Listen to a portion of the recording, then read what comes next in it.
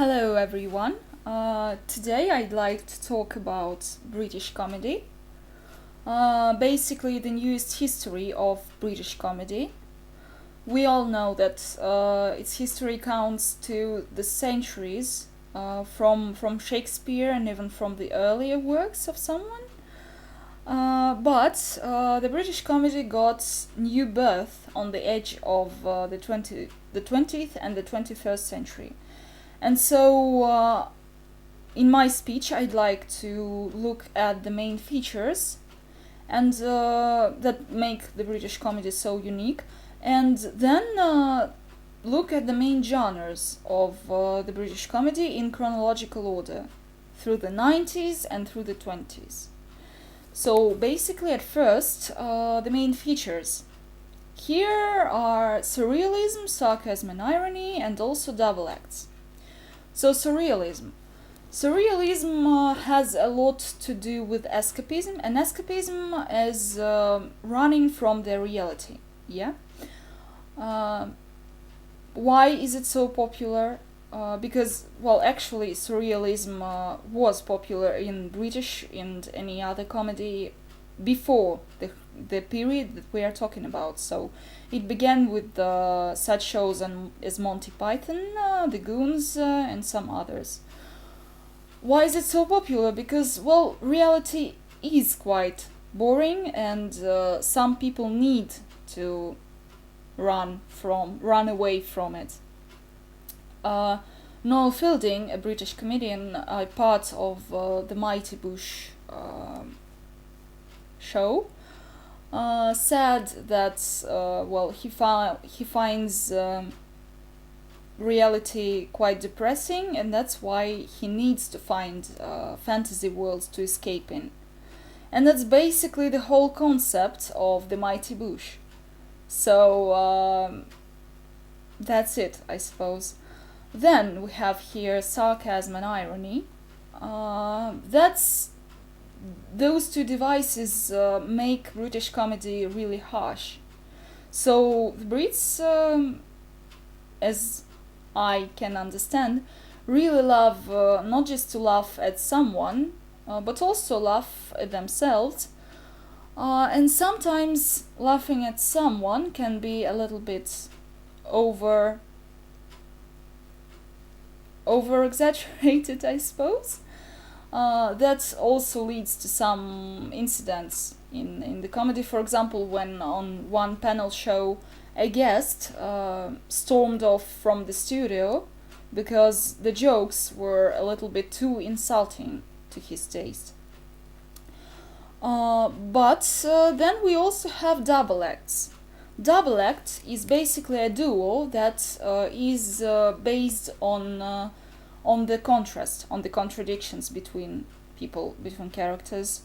And we are talking not about maybe physical contrasts, but more of a lifestyle contrasts.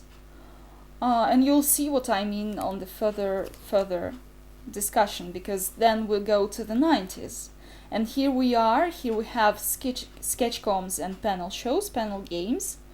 And among the sketchcoms, in the 90s, there were two very popular ones, A Bit of Fry and Laurie, and also Jeeves and Wooster.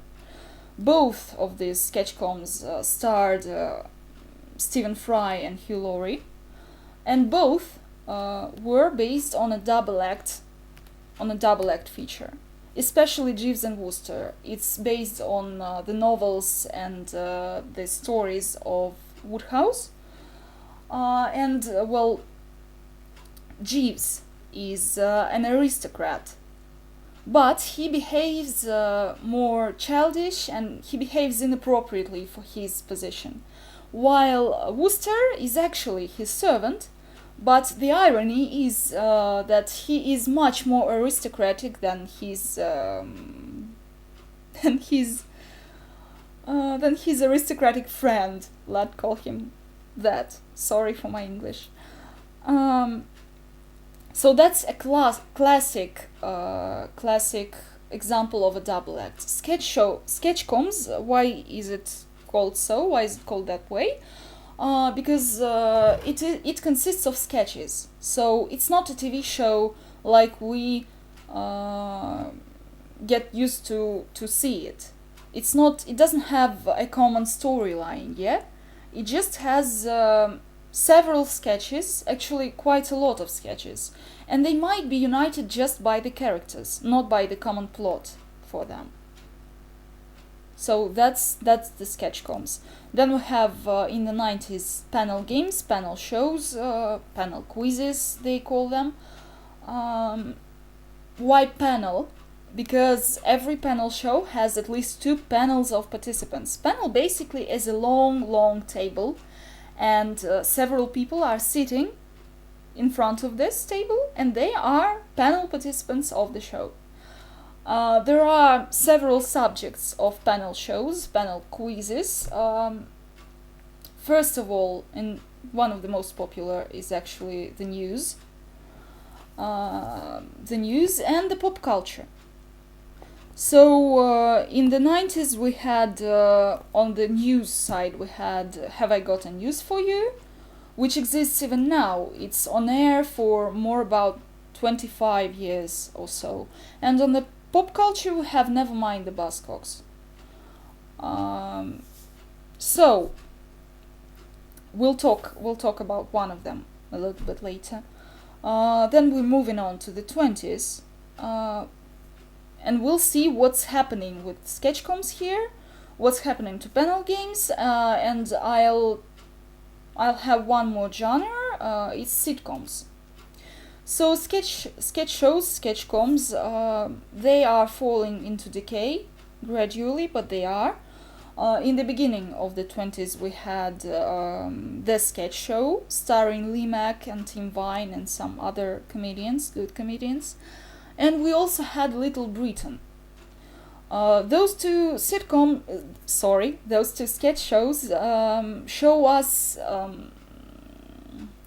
the mundane plots, the mundane sketches of our life, maybe in exaggerated manner, but they're still mundane. While Jeeves and Wooster and Fry, a bit of Fry and Laurie, they were a little bit not in this direction. So after Little Britain, they were really Little Britain was very contradictory, because half of the Brits found it really offensive, and after that I didn't really find any really big sketch shows. So in the panel games, we in the beginning of the 20s we had some really significant ones, such as QI, quite interesting. It was not dedicated to the news or to pop culture, it was dedicated to the science, and in this show you can learn, for example, that the Earth has more than one moon, which is quite interesting. And then a new genre here, sitcoms, situation comedy, that, on the contrary to the sketch shows, that has a common storyline, but only for the 30-minute episode. So after that, maybe the whole sitcom might be united by a love story of 2 main characters, a very slow love story. But apart from that, the episodes are quite separate. And the 20s are often called the golden era of sitcoms. We have here Spaced, Black Books, Mighty Boosh. Then all those Spaced, Black Books and Mighty Boosh, they were not mundane. They were well, Spaced and Mighty Boosh had this surrealistic aspect in them, which made them so special. Black Books, Peep Show and Not Going Out were about ordinary life, but they were they were also quite as popular as the surrealistic ones. So that's why basically British comedy is so unique. That's what makes it so unique. The main features: surrealism, sarcasm, double acts, and also quite unique genres such as sketch comps, panel games, because we don't have that in Russia. So I hope we're after 10 minutes, but sorry for that.